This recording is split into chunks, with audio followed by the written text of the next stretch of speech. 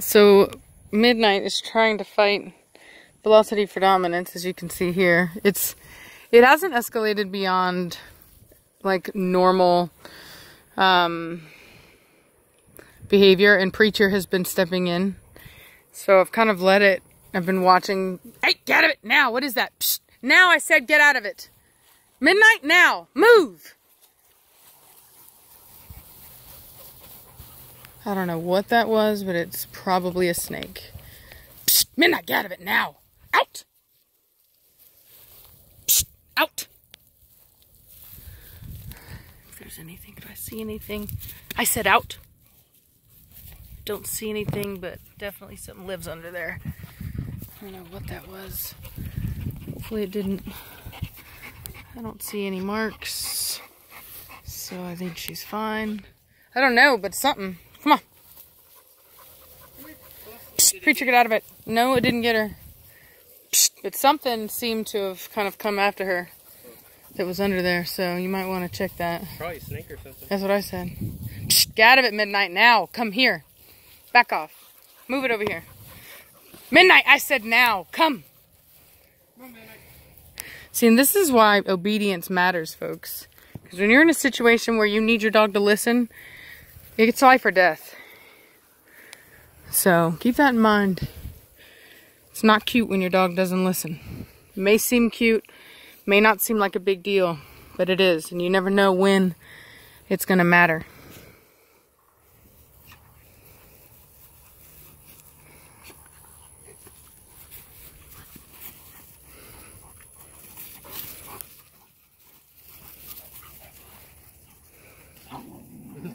Yeah, there it is. Every time.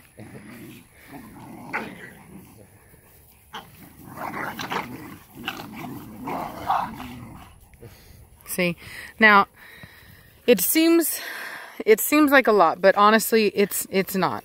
That wasn't going to escalate to a fight. Now it will whenever they get older, when they're adults. Some of that is okay. With dogs that you know each other, things like that. Even the Omega has to stand up for themselves sometimes. But having said that, you do have to know what you're doing. You have to know when it's gone too far.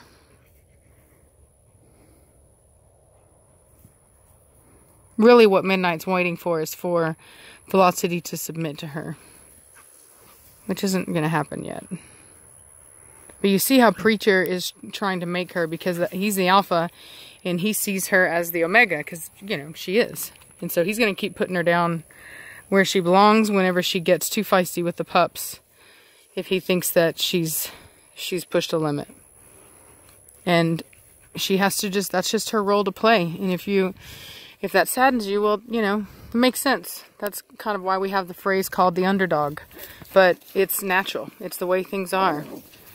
And there are people that speculate that it is an important part of culture in the dog world because it teaches a submissive dog, a fearful submissive dog, to be more dominant. It brings out the aggression, like you see here, that's necessary for survival. So that's why there are many people who believe that that's why that behavior exists. So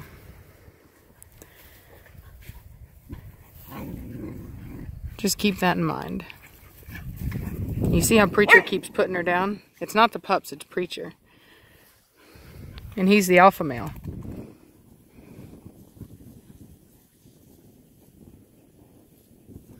It's not necessarily the easiest thing to watch, but it is what it is. It's natural pack dynamics, and I don't know if you noticed, but she doesn't care. She totally does not care. She just keeps on going. Yeah, she thinks it's funny. She's got a funny character to it, man. She takes it in stride, so I guarantee you, you're probably more bothered by it than she is. See, submission. She's like, come on, man. Preacher's like, no, you need to chill out. See, he's still watching her. It seems like he's not. Yeah, it seems like she's not, but he's still watching. Seriously, you guys, quit chewing up the grass. They're literally just uprooting it. That's like the new thing to do right now. Yeah. Hey. like hogs, man. They're just like rooting it up.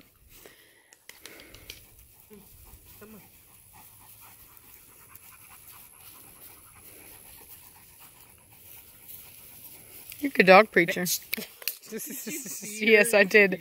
She literally face planted into the grass. No, yeah. She was like digging like a hog. Oh, really? Oh, I didn't even was, see like, it. Opened No, her yeah. mouth like a bulldozer and just was scooping out the dirt. That is what I thought. Yeah, I was like, she just nosedived in. Yeah. It's so soft right there. That's Yeah. for the armadillo. Yeah. See, there she goes again. Yes, dude. She took some and ran with it. She's so funny. She's so funny. Watch, she's gonna do it again. Mm-hmm. They're hysterical. They're quite the pair. They've really gotten so playful lately. Like, they're not really competing. I think they've worked out their pack dynamics between the two of them. So they play a lot. but they don't like fight a lot. It's Midnight and Velocity who haven't quite worked out their relationship yet. So that's what we're really seeing, is that dynamic. And Preacher's trying to make it very clear to Velocity where she stands, whether she likes it or not.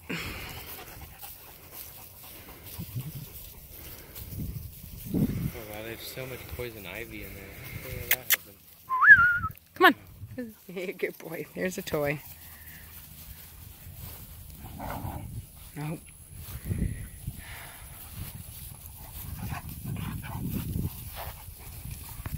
Jeez. It's hard to catch up to him sometimes. Jeez. Sorry, I hope I'm not making you dizzy. Oh my gosh. Jesus. That's one heck of a fake right there he just did. Oh, look at me. Oh, nice. Velocity went to cut him off. Very smart girl. Good girl, Velocity. Smart girl. Very clever. Very clever girl.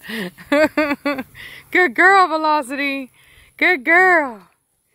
Good girl. You see, that's a smart thinking brain right there, y'all. Forward thinking, okay? Everybody gets a stick. Yep.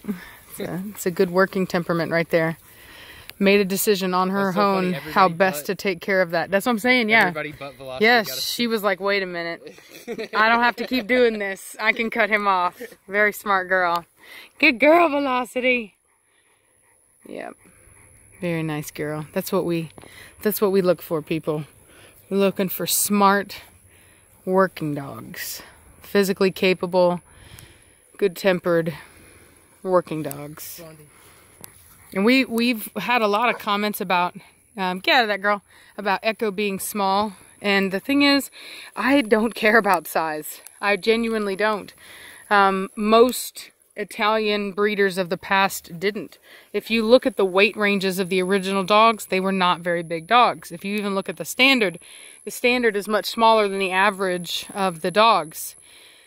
I mean, Italian lines are going to run closer to that because they're smaller, but even then some of those are really coming up in size. American lines traditionally much bigger. So, and bigger is not better. I'm sorry, but it might be better for ego, but it's not better for working ability. It's not better on the dog's joints. You know, if you look at the largest canines, which are going to be your wolves, you know, even though they're big, they are tall and narrow. They're not wide. So that's something to keep in mind. If you're going to go tall, you need to stay narrow or you're going to overdo it. So you can even see that in nature. There's a couple documentaries that talk about the absolute like maximum for size and stuff like that. And it was very interesting how the mass of an animal gets capped out at certain like the way that an animal's built, like the structure of it. If it's you know, so wide, it can only be so big, and if it's so tall, it can only, you know, there's just so much stuff that goes into it. It's very cool. So very cool. There are limitations to how big things can get at the way they look. So it's important to keep in mind when you're breeding. You want to maintain balance. And working ability is more important than anything. Don't let anybody tell you different. So it really is. When you're dealing with a working breed, it is. So anyway, we'll talk at you later. So we're going to let these dogs get some rest. Okay?